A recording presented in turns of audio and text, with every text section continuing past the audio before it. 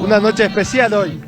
Bueno, feliz día de San Juan, día de nuestro patrono, del patrono de la provincia, y celebrando como la vieja usanza, celebrando con la familia. Hemos venido de la catedral y celebrar la familia, celebrar la unidad, celebrar la identidad, celebrarlo a San Juan en conjunto, la verdad que nos llena de felicidad y nos acompaña la noche. El intendente ya dejó su pedido para San Juan Bautista. Ahora estamos por hacer el pedido, pero bueno, es un pedido grupal.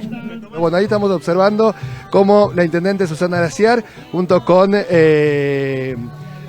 otros funcionarios también, está encendiendo ya para poder acercarse y de esta manera dar inicio al encendido de esta fogata tan importante, este día nuestro, de todos los sanjuaninos. San Juan Bautista, en vivo y en directo para Canal 13 de San Juan. Te vamos a mostrar el momento exacto donde se va a dar inicio al encendido de la fogata.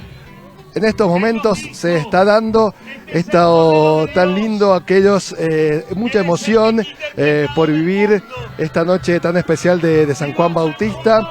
Así es que bueno, en estos momentos se hizo la luz aquí en el predio del barrio Manantiales, la encendida, sí señor, de la fogata de San Juan Bautista. Recién hacía frío, bueno, ahora obviamente se elevó la temperatura por este encendido de la fogata, así como te lo estamos mostrando, recordando esta mucha emoción.